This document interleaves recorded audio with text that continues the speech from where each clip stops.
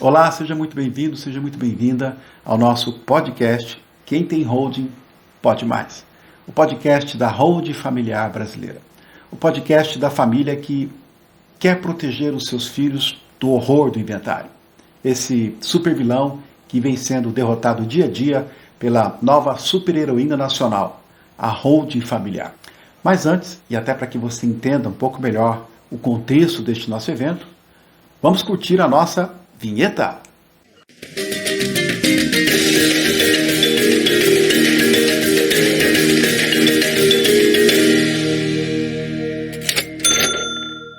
E eu quero começar mandando um forte abraço para algumas pessoas que têm nos enviado mensagens muito carinhosas pelo nosso WhatsApp, se dizendo aí muito agradecidas pelo que elas têm aprendido sobre holding familiar em nossas mídias sociais.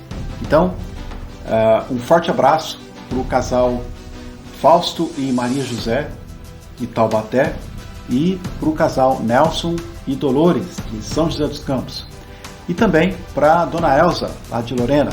E, inclusive, a dona Elza diz que adora quando eu uso a expressão "e aí, vai procrastinar ou vai resolver?" Que bom que a senhora já resolveu, né, dona Elza? Um beijo grande no coração da senhora e de toda a sua família, tá bem? Seguindo aqui no nosso Quem Tem Holding Pode Mais, quando se cria uma holding, os donos, ou seja, o patriarca e a matriarca, quando eles doam as cotas para os herdeiros, os donos passam a ser usufrutuários vitalícios, ou seja, para o resto da vida, ok? Os filhos, como já receberam as cotas, eles permanecem como donos, mas apenas no papel. Por quê? Porque os pais continuam com o domínio absoluto dos bens enquanto eles viverem. Eu estou trazendo esse assunto porque eu estava explicando justamente isso durante uma sessão de viabilidade, quando um dos filhos quis saber por que eles não poderiam ser os locadores de um dos imóveis da holding familiar, uma vez que eles agora eram os donos, os proprietários. Lembrando que a sessão de viabilidade é o primeiro e mais importante passo na construção da sua holding. É uma sessão online, normalmente comigo ou com alguém do nosso escritório, onde é feito um diagnóstico para saber se o seu caso é ou não de holding familiar. Bom, então eu expliquei que, como aquele imóvel era usufruto dos pais, os novos proprietários não poderiam ser locadores. Por quê? Porque o contrato de locação é aquele que se troca a posse pelo dinheiro. E no caso de haver usufruto, ocorre aquilo que tecnicamente a gente chama de desdobramento da posse. Ou seja, o proprietário ele passa a ser denominado no proprietário. Ele cede a sua posse ao usufrutuário, que no caso são os pais, e é por isso que somente os usuários, que são quem detém a posse, podem ceder esta posse a um contrato de aluguel. Ou seja, nessa locação, o usufrutuário é quem será o locador. E, neste caso, o filho acabou tendo satisfeita a curiosidade dele e está tudo bem. Agora, mudando de assunto, além de advogado, eu também sou profissional da saúde. E eu quero fazer uma analogia que envolve o contexto das crenças limitantes sobre o inventário na família brasileira em geral. Aliás, muitos males da saúde são decorrentes justamente das crenças limitantes acerca de alguma coisa. Nessa analogia, eu vou invocar os efeitos dessas crenças limitantes sobre o inventário nas pessoas. O que eu vou trazer para vocês aqui agora sobre crenças não é criação minha. Na verdade, é um compilado de diversos autores que são especialistas no assunto, mas a analogia em si, creio que é algo que ninguém se atreveu a fazer ainda. E acredite, vai fazer uma grande diferença positiva tanto na sua vida quanto na vida das pessoas que você quer bem. Bom, para começar, a gente precisa entender que onde você coloca a sua atenção é onde está a sua energia. E se você mantiver a sua atenção nas mesmas pessoas, nas mesmas condições da sua vida, você vai estar vendo a sua vida no mesmo nível mental e nada vai mudar. Até aqui tudo bem? Então, a gente precisa falar um pouquinho de física quântica por um momento. E é provável que, a partir de agora, eu esteja perdendo a atenção de alguns de vocês, porque vocês podem estar se perguntando o que é que o podcast Quem Tem Holding Pode Mais tem a ver com física quântica. Fica aqui comigo porque, como eu disse, isso pode mudar positivamente a sua vida. Nas experiências de física quântica, que é aquela parte da física que estuda o mundo subatômico, tem um núcleo do átomo e depois tem um grande campo de energia que existe em volta dele. E quando começaram a tentar encontrar um elétron para medir e observar, no instante que eles começaram a observar, a procurar esse elétron, toda aquela energia passou de um campo de possibilidade, uma onda, e se colapsou em matéria, chamada partícula, que é o que se chama o colapso da função de onda. Até aqui, tudo bem? Isso é um evento quântico. E no momento em que eles retiraram a atenção daquele elétron e não estavam mais observando, esse elétron voltou a ser energia, voltou a ser possibilidade, voltou a ser onda. E quem quiser se aprofundar um pouquinho mais nesse assunto, é só procurar no YouTube, por exemplo, o experimento da dupla fenda. Abrindo um parênteses, algumas pessoas acham que a física quântica é uma bobagem. Analogamente, algumas pessoas também acham que a Huld também é uma bobagem. A questão é que, na física quântica, as leis são diferentes do que as leis da física newtoniana, com a qual a gente está acostumado. Só que, se você desconhece como estas leis funcionam, você fica à mercê delas e deixa de ser o capitão da sua alma, porque elas impactam na sua realidade. Portanto, se você conhece um pouco sobre como o mundo quântico funciona, você pode tirar muito proveito disso. E da mesma forma, se você não se interessa pela Huld familiar, você está deixando dinheiro na mesa, para quem já tomou muito do seu dinheiro. Está deixando de aproveitar o potencial dela. Na verdade, muitas pessoas não têm sequer ideia do problemão que é o inventário. Mas, Carlos, o que isso tem a ver com as crenças limitantes sobre o inventário? Veja, se a gente continuar vendo o inventário como única alternativa para a sucessão patrimonial em família, se você continuar vendo a doação de bens em vida, o testamento e o seguro de vida como meios para minimizar a perda patrimonial decorrente do inventário, a sua vida vai estar no mesmo nível mental de sempre, colapsando infinitos campos de energia no mesmo padrão chamado esta é a sua vida. Então, se você começa a redirecionar a sua atenção, a sua energia e retira a atenção dos problemas sobre sucessão patrimonial familiar da sua vida, de uma perspectiva quântica, a sua vida deve voltar a ser possibilidade de uma realidade que você pode criar. Mas como é que se faz para retirar a atenção dos problemas? Bom, em muitos casos se faz necessária a ajuda de um profissional. Mas você pode começar eliminando a palavra problema do seu vocabulário. Troque cada um dos seus problemas por uma situação, por um desafio, ou mesmo por uma oportunidade. O problema do inventário, com a sua enorme perda patrimonial para governos, cartórios e advogados, com os conflitos familiares decorrentes da partilha, por exemplo, podem encontrar na Huld familiar uma oportunidade. Uma oportunidade de economia tributária, ou seja, menos imposto. Aliás, o inventário costuma ser tão caro que é muito comum que, no final do procedimento, algum herdeiro dizer lá para o advogado: doutor, o senhor nem é da família e ganhou mais dinheiro com a herança do que eu nesse procedimento. Isso porque, normalmente, no inventário, o advogado ele cobra em média de 5 a 10% do valor do patrimônio. E, se tiver briga entre os herdeiros e o caso for parar na justiça, este valor pode subir para mais de 10%. Já na Huld familiar, a gente costuma cobrar aí o valor da hora trabalhada, ou seja, o valor das horas necessárias que o profissional precisa usar a sua capacidade cognitiva sobre o assunto para a execução da hold. E eu considero isso muito mais justo. Por quê? Porque o advogado não estava lá com o cliente, ombro a ombro, na constituição do patrimônio dele. E por que eu estou batendo nessa tecla das crenças limitantes?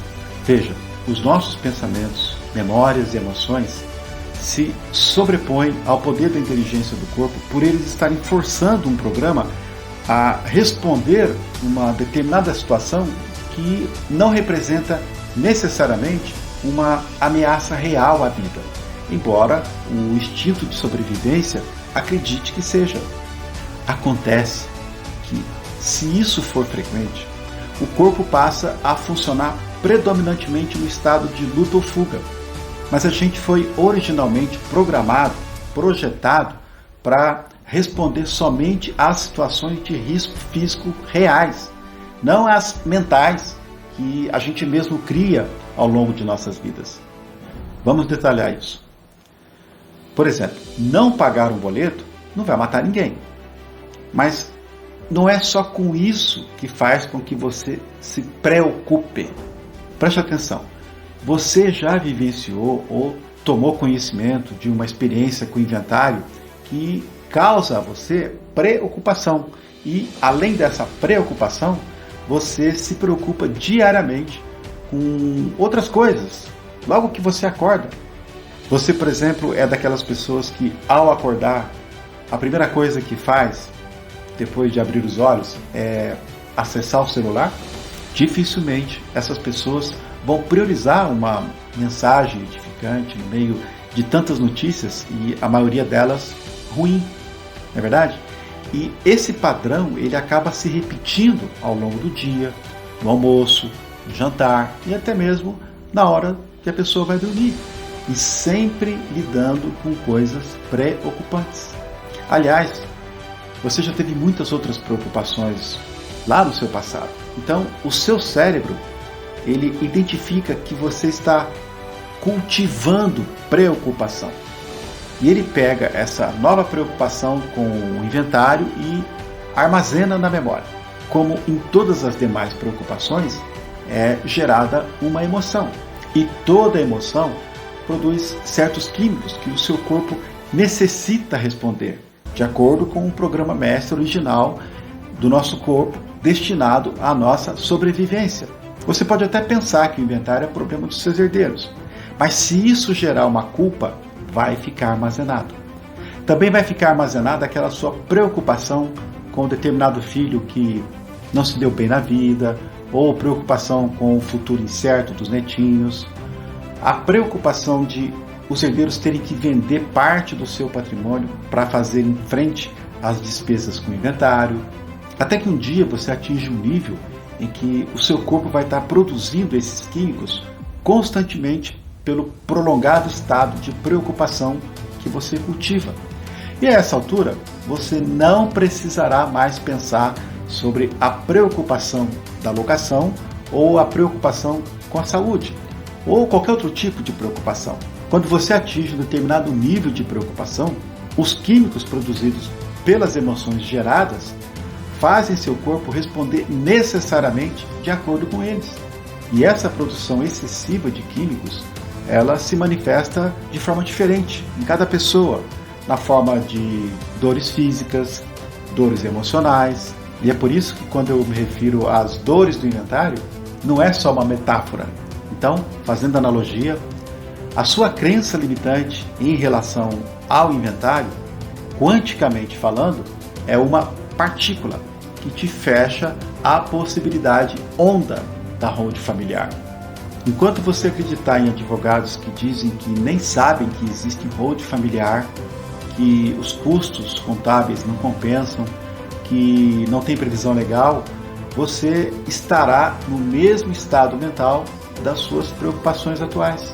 Você precisa se conscientizar de que a hold familiar, ela tem sim previsão legal, ela aplica supletivamente a lei das sociedades anônimas desde 1976.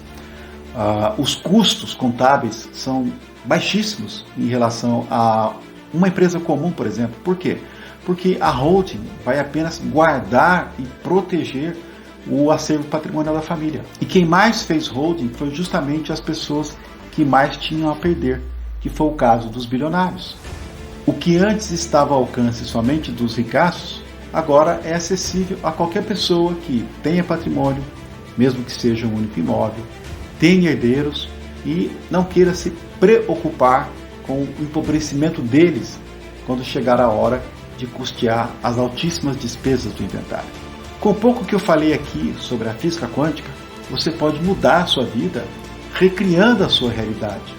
A grande razão pela qual as pessoas param de ser criadoras das suas vidas é porque inconscientemente elas estão vivendo em modo de sobrevivência, e viver em modo de sobrevivência é viver em estresse.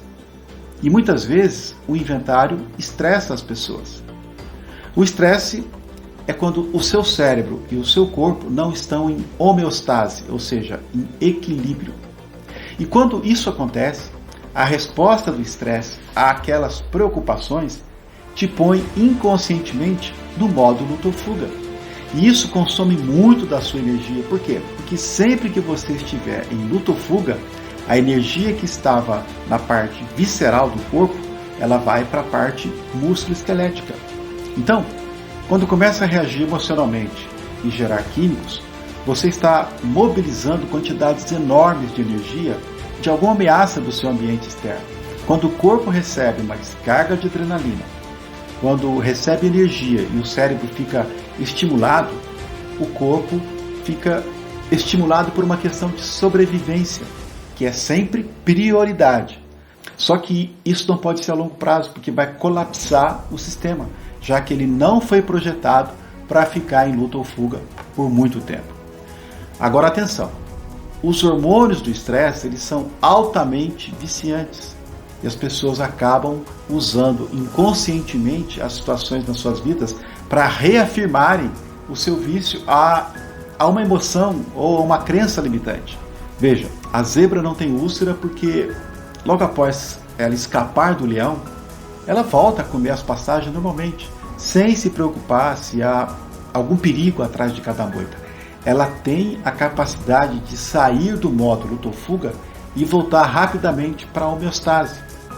A gente não tem essa facilidade, por quê? Porque desde criança a gente aprende a se orientar pelo mundo externo, que acaba nos estressando. A gente não tem nenhum leão nos nossos calcanhares, mas tem diversas preocupações que nos estressam, e algumas delas são as consequências do inventário, que pode ser evitado justamente com a holding familiar. E é por isso que a gente diz, quem tem holding pode mais. Acontece que nenhum organismo consegue viver em modo de emergência por um longo período.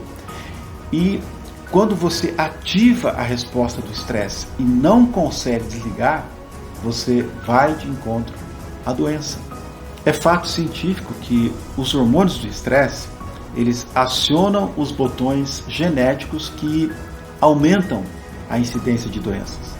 Se você sai conscientemente deste campo invisível de energia e transforma isso em químicos, vai começar a gastar os recursos vitais do corpo. E se fizer isso com o passar do tempo, vai se sentir mais como matéria e não tanto como energia, mais como partícula e não tanto como onda. Existem excelentes terapias que tratam isso, e algumas até de forma quântica. Mas, com o perdão do trocadilho, enquanto você não trata isso, você precisa quantificar o prejuízo do inventário em relação à holding familiar. Então, a dica é, entre na onda da holding. Pense nas possibilidades de economia tributária, de proteção contra reveses financeiros, e pense também na harmonia familiar, que não tem preço. E tudo começa com uma sessão de viabilidade, que, como eu disse, é o seu primeiro passo na construção da sua holding familiar. É só acessar www.advcarlosferreira.com.br para adquirir a sua. Então, meus amigos e minhas amigas, este foi o nosso Quem Tem Holding Pode Mais de hoje. Me digam aí se vocês gostaram, se acharam legal a analogia que eu fiz, deem suas sugestões e críticas, Para quê? Para que a gente possa melhorar cada vez mais o nosso canal. Ok? Conto com vocês. Um forte abraço e até o nosso próximo encontro. E lembre-se, quem tem holding pode mais.